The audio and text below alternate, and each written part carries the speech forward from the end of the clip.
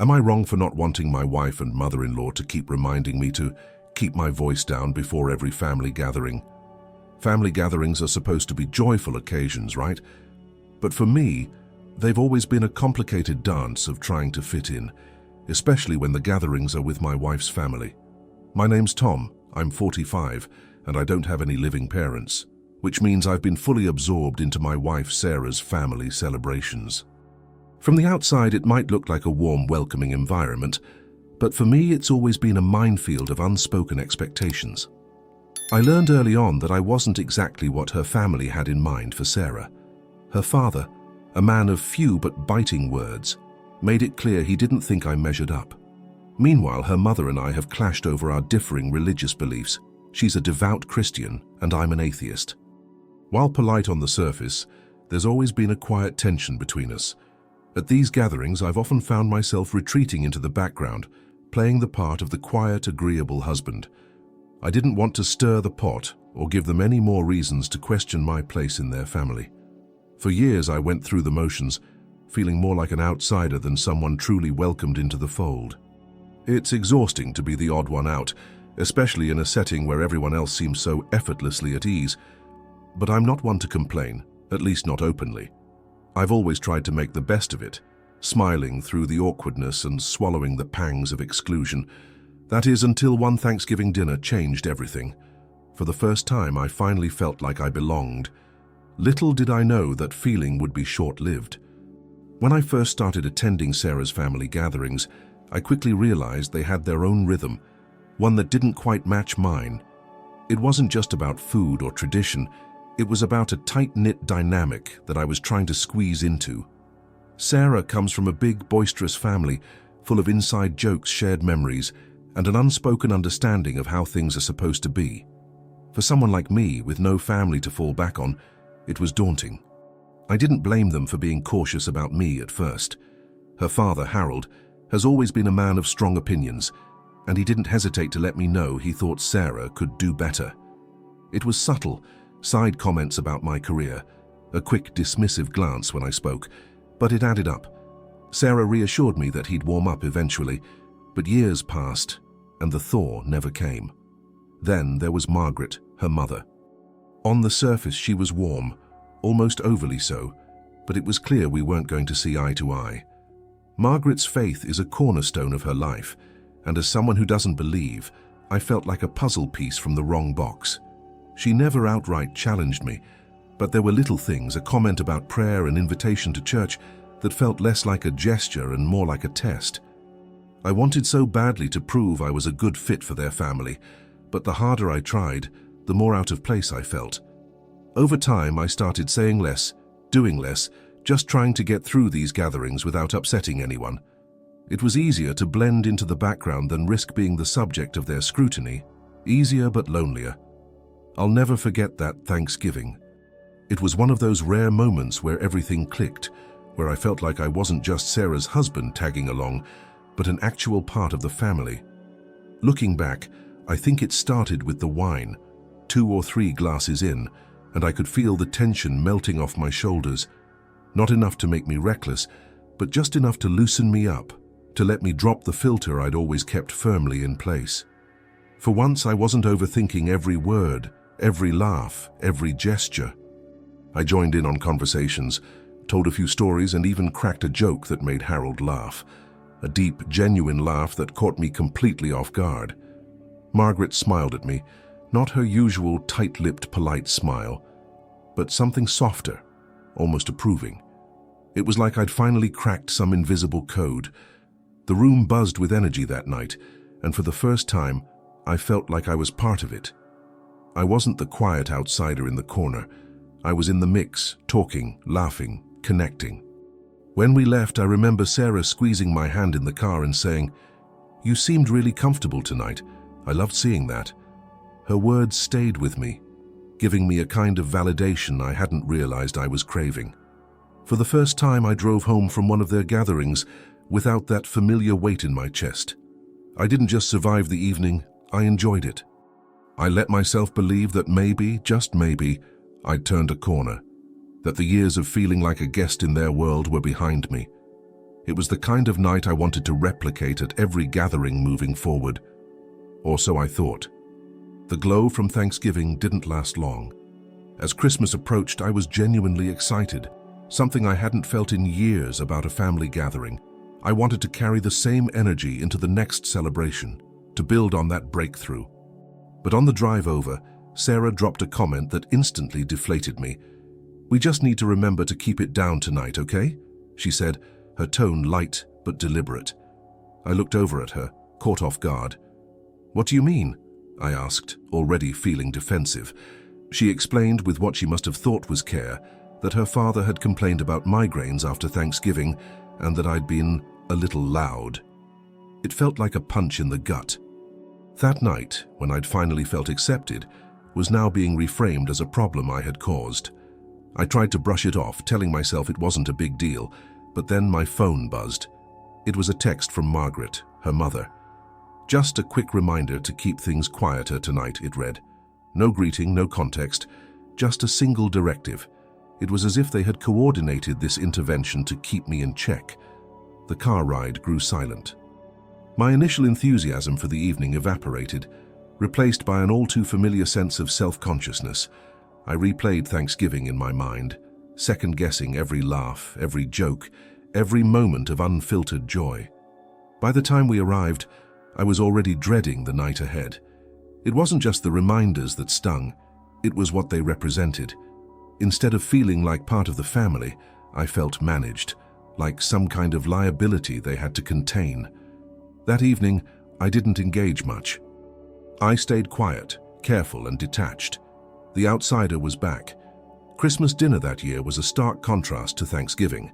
While everyone else seemed to enjoy themselves, laughing and chatting over the clinking of glasses and the shuffle of passing dishes, I stayed in my corner. I couldn't shake the feeling that every word, every sound I made was being monitored.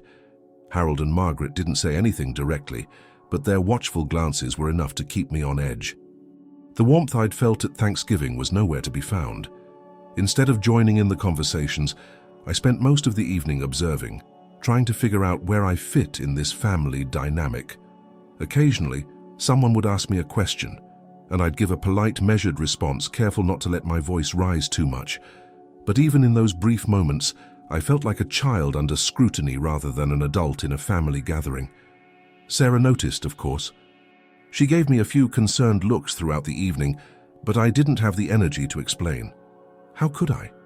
It wasn't just about being told to keep my voice down, it was about what that represented. After years of trying to fit in, to prove myself, I thought I'd finally turned a corner. Instead, I was reminded that no matter what I did, I would always be seen as an outsider who needed managing. When we left that night, Sarah asked me if everything was okay. "Yeah, I'm just tired," I lied, not wanting to start an argument. The truth was I felt defeated. The progress I thought I'd made was gone, and in its place was a gnawing resentment. It wasn't just about the evening, it was about years of trying and failing to feel at home with her family. What I didn't realize then was that Christmas wasn't just a one-off event, it was the beginning of a pattern that would repeat itself at every family gathering. Before each occasion, whether it was a casual dinner, a holiday celebration, or even a noisy restaurant outing, I could count on the same routine. A reminder from Sarah, followed closely by a text from Margaret. It didn't matter that I'd heard it all before. "Keep your voice down," they'd say, as if I was some unruly child who couldn't control himself. And the more they said it, the more it got under my skin. I started dreading these events long before they happened, anticipating the inevitable reprimands that would strip away any excitement I might have had. The thing is, I understood where they were coming from, at least on some level. Harold's migraines weren't new, and I knew they could be triggered by loud environments. But the way they handled it made me feel like I was the sole problem. It wasn't just a reminder about volume. It felt like a statement about who I was, a judgment on my personality. My enthusiasm, my laughter, my energy, all things that had made me feel like I belonged at Thanksgiving, were now being framed as flaws that needed correcting. Over time, the reminders had the opposite effect of what they intended. Instead of making me more mindful, they made me resentful. I started to withdraw, keeping my contributions to a minimum so I wouldn't risk another talk on the way home. But the less I engaged, the more I felt like a stranger in my own life. The gatherings weren't just awkward anymore, they were a source of anxiety, a constant reminder that no matter what I did, I would never quite fit in. The weight of those reminders began to pile up in ways I hadn't anticipated. It wasn't just about being told to keep my voice down anymore, it was about what those words represented. Over time, they started to chip away at my confidence, leaving me second-guessing every interaction, not just at family gatherings, but in other parts of my life too. The reminders weren't limited to Sarah's family either. They began to seep into our private moments, lingering like an unspoken critique even after the events were over. Sarah would try to reassure me, saying things like, "It's just for Dad's migraines, you know that," or "You're fine, don't overthink it." But the damage was already done. Her words, no matter how well-intentioned, couldn't erase how they made me feel in the moment, like an outsider being constantly monitored. Every time I heard the words, "Keep your voice down," I felt a sharp pang of rejection. It was hard not to internalize it, to see it as a reflection of who I was. I started to question myself. Was I really that loud? Was my excitement so disruptive that it warranted constant policing? And if that was true, what did it say about me as a person? The worst part was how it affected my relationship with Sarah. I didn't want to resent her, but I couldn't help feeling that she was complicit in this cycle. It was her family, after all, and her voice was often the first one I heard before every gathering. Each reminder felt like a small betrayal, a signal that she was more concerned about maintaining harmony with her parents than about supporting me. The result? I became guarded, not just around her family, but around Sarah too. I didn't want to talk about how I felt because I knew it would sound petty or overly sensitive. So instead, I bottled it up, letting the resentment simmer quietly. And as the emotional toll grew heavier, it became harder and harder to muster the energy to care about these gatherings, or about fitting in at all. As the reminders continued, I found myself wrestling with a single nagging thought. Why did their comfort always seem to come before mine? It wasn't just the reminders themselves, it was what they represented. Every time Sarah or Margaret reminded me to keep my voice down, it felt like they were choosing Harold's well-being over my sense of belonging. And the more I thought about it, the more I began to resent not just the reminders, but the entire dynamic. Don't get me wrong, I understood that Harold's migraines were a genuine issue. I'd seen him retreat from conversations before, rubbing his temples in quiet pain while the room carried on around him. But was it really fair to put all the responsibility on me? Was I the only one expected to adjust? The gatherings weren't exactly serene. There were kids running around, loud conversations crisscrossing the room, and the occasional clatter of dishes in the kitchen. Yet somehow I was always the problem. It started to feel less like a request and more like a rule, one that applied only to me. And as much as I wanted to be understanding, it was hard not to take it personally. The reminders weren't just about volume. They were about control, about molding me into someone who fit their expectations of what a son-in-law should be. What hurt the most was Sarah's role in all of this. She was my partner, the one person I expected to have my back, to advocate for me when her family's demands became too much. But instead, she seemed to side with them, delivering the same reminders with the same careful tone, as if she were trying to minimize the impact while still getting the message across. It left me feeling isolated, like I was fighting a battle that no one else even acknowledged.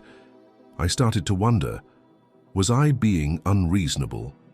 Was this really about Harold's migraines, or was it about something deeper? A fundamental mismatch between me and her family, one that no amount of reminders or adjustments could ever truly fix. As I reflected on the pattern of reminders and the growing distance between me and Sarah's family, I couldn't help but consider the bigger picture. Was this dynamic really about my voice, or was it part of a larger issue, one that had been brewing since the day I joined her family? From the start, it had been clear that I wasn't exactly what her parents envisioned for their daughter.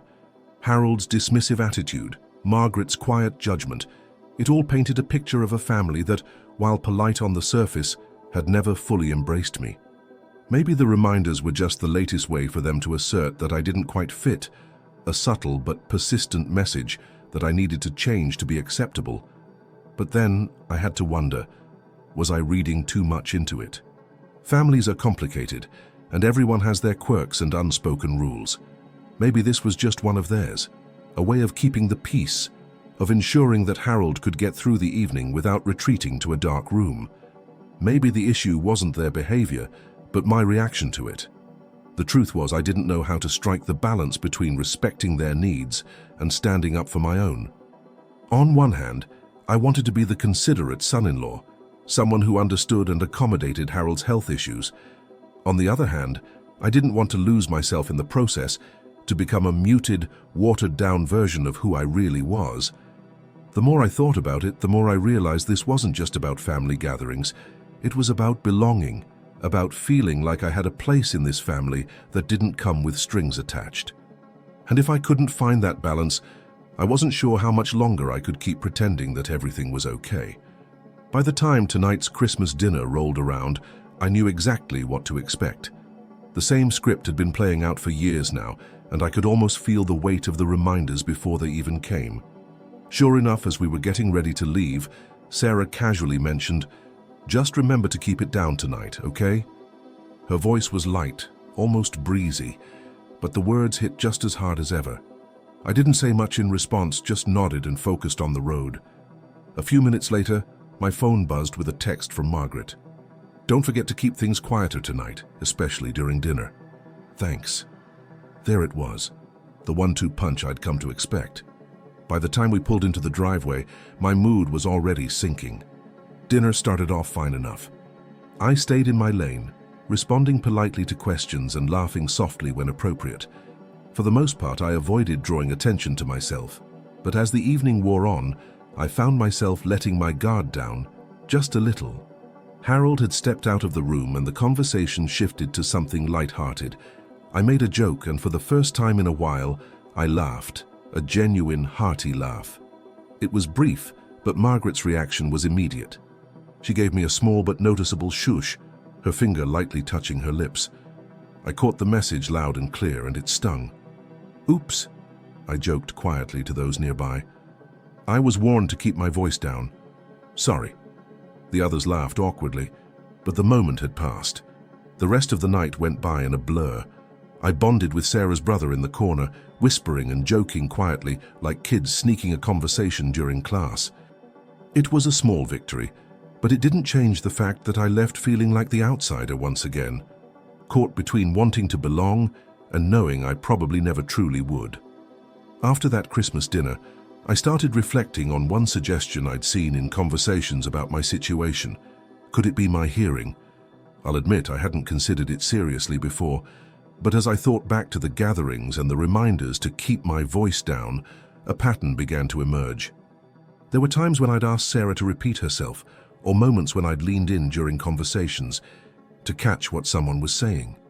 Was it possible that my volume wasn't just enthusiasm, but an unconscious compensation for hearing loss? The thought stuck with me, and I started paying closer attention. At work, I noticed myself asking for clarifications more often than my colleagues. When watching TV, I found myself turning the volume up a notch higher than Sarah preferred. And at family gatherings, I started observing how my voice carried in comparison to others. While I still believed their reminders were excessive, I couldn't deny there might be something to this hearing angle. When I brought it up to Sarah, her reaction was gentle but unsurprised. "It's worth checking out," she said. "It could explain why you sometimes get loud without realizing it." Her tone was supportive, but I couldn't help feeling a twinge of self-consciousness. I'd always prided myself on being self-aware, and the idea that I might have overlooked something so fundamental was hard to swallow. Still, I wasn't ready to fully embrace the idea. Admitting there might be an issue felt like conceding a point to Margaret and Harold, like validating their constant reminders. But deep down I knew this wasn't about them, it was about me. If there was even a chance my hearing played a role, I owed it to myself to explore it, if only to take back control of a narrative that had long since spiraled beyond my grasp. Another recurring theme in these reminders was the assumption that alcohol played a part in my behavior. I had heard it subtly implied before, that maybe a couple of glasses of wine at these gatherings loosened me up too much, causing my voice to rise along with my enthusiasm. It wasn't an outright accusation, but the insinuation lingered in comments from Sarah and Margaret like, maybe just stick to one drink tonight, or you know how you get after a few glasses. The truth is, I've never been the type to overindulge, especially at family events. Sure, I'd have a drink or two, just enough to take the edge off, but I knew my limits. I wasn't the guy making sloppy jokes or monopolizing conversations. If anything, I was usually the one helping out, making sure everyone had a drink in hand or clearing plates from the table. But no matter how restrained I was, the reminders about my volume seemed to intensify if I so much as poured a second glass. It felt unfair, like they were conflating my occasional confidence boost with recklessness. Thanksgiving, the night when this all began, stood out as a perfect example. Yes, I'd had a couple of glasses of wine that night, but that wasn't what made me feel comfortable. It was the laughter, the sense of connection, the rare moment of being seen and heard, not the alcohol, that had brought me out of my shell. And yet, their narrative reduced it to, he was too loud because he drank too much. I began to resent how easily they pinned my personality to the drinks I chose to have, as if it absolved them of looking at the bigger picture. My volume wasn't about the alcohol. It was about me finally letting go of the anxiety and restraint I'd carried for years around them. But their assumptions overshadowed that nuance, turning what should have been a moment of growth into another mark against me in a long list of unwritten family rules. The one thing I kept coming back to was my enthusiasm. I've always been someone who gets animated when I'm enjoying myself. My voice rises, my gestures get bigger, and I lean into conversations with a kind of unfiltered energy. It's not something I do intentionally, and it's certainly not meant to be disruptive. It's just who I am, especially when I'm feeling connected or passionate about a topic. For most of my life, this trait has been a positive thing. Friends and colleagues have told me they appreciate my energy and the way I can make even mundane conversations feel engaging. But in the context of Sarah's family, my enthusiasm felt more like a liability, a personality flaw that needed managing. It was hard not to take it personally, especially when the reminders to keep it down seemed to target something that, to me, was an expression of joy and belonging. The irony is that my enthusiasm was what finally made me feel like part of the family during that Thanksgiving dinner. It was what allowed me to laugh openly with Harold, share stories with Margaret, and contribute to the kind of lively, warm atmosphere that everyone seemed to enjoy. And yet, instead of being celebrated, it became the focus of scrutiny. What hurt the most was the realization that my enthusiasm wasn't being interpreted the way I intended. To me, it was a sign of engagement, a way of showing I cared. But to them, it seemed to be a disruption, something that needed to be toned down or silenced. It left me feeling conflicted, questioning whether I should suppress a fundamental part of myself just to fit into their expectations. As much as I tried to adjust, it felt unnatural. Enthusiasm isn't something you can fake or suppress without losing part of what makes you, you. And the more I tried to keep it in check, the more I wondered, was it worth it to stay quiet for the sake of their comfort, or was I losing myself in the process? One evening, after yet another family gathering where I'd spent most of the time biting my tongue, I decided to bring it up with Sarah. I waited until we were both relaxed, sitting on the couch with the kind of quiet that makes serious conversations feel less daunting. "Can I ask you something?" I began, trying to keep my tone neutral. "Do you really think I'm that loud at these gatherings?" She looked at me, her brow furrowing slightly as she set her book down. "It's not about you being loud," she said carefully. "It's just Dad's migraines. You know how sensitive he can be to noise." I nodded, already anticipating her answer. "I get that," I replied, "but it's starting to feel like I'm the only one being told to adjust. There's always chaos at these gatherings, kids screaming, people talking over each other, but I'm the one who gets reminded every time." Sarah sighed, her expression softening. "It's not just you," she said, though the hesitation in her voice made me question the truth of that statement. "But maybe it stands out more when you get excited. You've got this energy and it's great, but sometimes it can be overwhelming in a room full of people." Overwhelming. The word lingered in the air like an accusation. "I'm just trying to participate," I said quietly. to feel like I belong. Her face fell, and for a moment, she looked genuinely conflicted. "I know," she said softly, "and I love that about you. I just think maybe they're not used to it. My family's a little more reserved, and your enthusiasm, sometimes they don't know how to handle it." The conversation left me feeling both validated and frustrated. On the one hand, I appreciated her honesty. On the other, it felt like she was asking me to dim my light for the sake of fitting in, and I wasn't sure how much more of that I could do. If there was one person I dreaded talking to about all of this, it was Margaret. Our relationship had always been polite but distant, and I wasn't sure how to bring up something as personal as the constant reminders about my voice. Still, the tension had been building for years, and I felt like I couldn't move forward without addressing it. The opportunity came one afternoon when Sarah and Harold were outside setting up for a barbecue. Margaret and I found ourselves alone in the kitchen, chopping vegetables in silence. I decided to take the plunge. "Margaret," I started, trying to sound casual, "can I ask you something about the reminders you send me before family gatherings?" She stopped chopping, her hands pausing over the cutting board. "Of course," she said, her voice calm but cautious. "What's on your mind?" I hesitated, then pressed on. "I know they're meant to help, but sometimes they make me feel singled out, like I'm the only one being asked to adjust." Margaret's face softened, and she let out a small sigh. "I can see how you might feel that way," she admitted. "It's just that Harold's migraines are unpredictable, and we've learned over the years to try and minimize anything that might trigger them. Your energy is wonderful, truly, but sometimes it can be a bit much for him." Her words, though well-intentioned, stung. "I understand that," I said carefully, "but it feels like there's no room for me to be myself. I want to be considerate, but I also want to feel like I belong, like I'm not constantly walking on eggshells." Margaret looked at me thoughtfully, her expression softening further. "I hadn't thought about it that way," she admitted. "Maybe we've been too focused on Harold's needs and not enough on yours. I'll talk to Sarah about this, and we'll try to find a better balance." The conversation ended on a surprisingly positive note, but I couldn't shake the feeling that it was a temporary truce. Margaret's willingness to listen was a step forward, but the dynamic felt too ingrained to change overnight. Still, it was the first time I'd felt heard in a long time. It was something, at least. After my conversation with Margaret, I began to think about ways to navigate these gatherings without feeling so cornered. I knew I couldn't change the family dynamic overnight, but I also couldn't keep walking into these events with the same level of dread. If things weren't going to change dramatically on their end, maybe I needed to take control of how I approached them. I started small, trying out different strategies to manage my volume and keep the reminders from cutting so deeply. For one, I made a conscious effort to monitor my tone.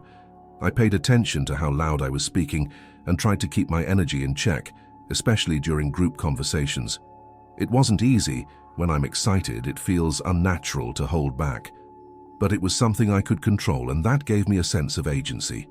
At the same time, I worked on reframing my perspective.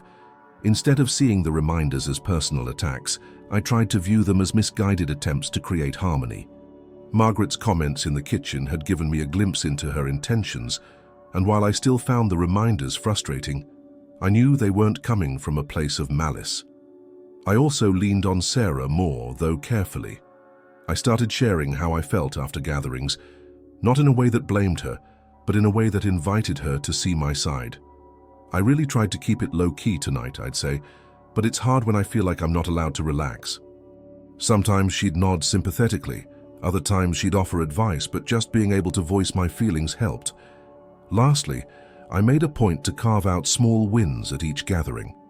Whether it was a quiet chat with Sarah's brother or a shared laugh with one of the kids, these moments reminded me that not everything about these events had to be heavy. They weren't perfect solutions, but they helped me feel less powerless and gave me a reason to keep showing up. As I navigated these strategies, I couldn't help but think about the broader dynamics at play within Sarah's family. Every family has its own unspoken rules and expectations, and it became increasingly clear to me that her family's structure revolved around a careful balance of managing Harold's sensitivities and Margaret's quiet authority. This wasn't necessarily a bad thing, it was just their way of keeping the peace. But it left little room for someone like me. Sarah's family is, for lack of a better word, reserved. They value calm, measured interactions, and everyone seems to instinctively know their role. Harold plays the patriarch, often observing from the sidelines with occasional input, while Margaret manages the emotional temperature of the room. Sarah and her siblings fall in line effortlessly, moving within this system with a kind of fluidity that I couldn't replicate no matter how hard I tried. In contrast, I come from a background where loud conversations and spirited debates were the norm. Growing up, family dinners were lively affairs, full of overlapping voices and bursts of laughter. It was a stark contrast to the carefully curated calm of Sarah's gatherings. What I considered enthusiasm, her family seemed to interpret as disruption, and it became clear that my natural approach clashed with their deeply ingrained dynamics. The more I thought about it, the more I realized that this wasn't just about volume. It was about how I fit into their world. Sarah's family wasn't wrong for being the way they were, but their unspoken expectations made it nearly impossible for me to feel like I belonged. And as much as I tried to adapt, I couldn't ignore the growing feeling that my presence was more tolerated than embraced.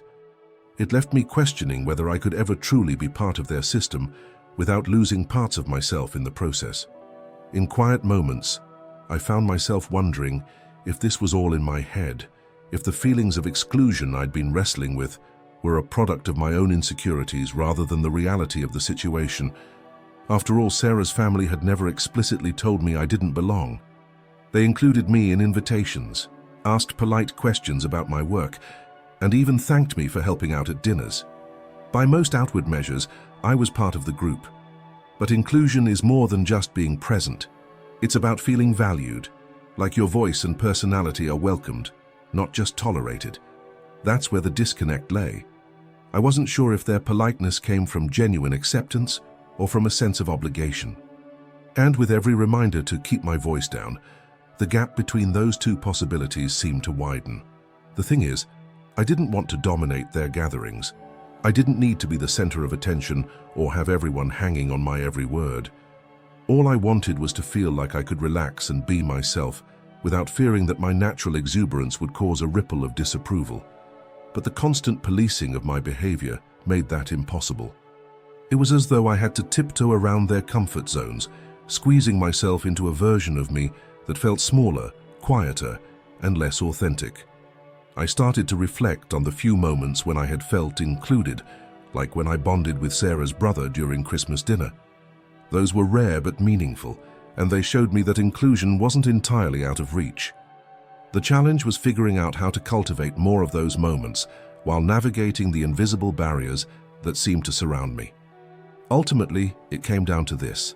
Was I being overly sensitive, misinterpreting their actions as exclusion? Or was there truth to the idea that I would always be a guest in their family, someone they could accommodate but never fully embrace? That question lingered in my mind, unresolved but ever present, coloring every interaction I had with them. By now, the situation had become a constant loop in my mind, and I started to wonder if I was the problem. Was I being overly sensitive about what was, at its core, a legitimate concern for Harold's health? Or was Sarah and her family handling things in a way that unintentionally alienated me? I couldn't see the answer clearly, and the more I thought about it, the more I felt stuck in my own perspective. This is when the idea of seeking an outside opinion came to me. I'd been hesitant to talk about it with anyone else. I didn't want to paint Sarah's family in a negative light or come across as someone unwilling to compromise. But the nagging doubt wouldn't leave me alone. Was I wrong? Was I being selfish for wanting them to stop with the reminders, even if they thought they were helping? I turned to online forums, places where strangers could offer a neutral perspective.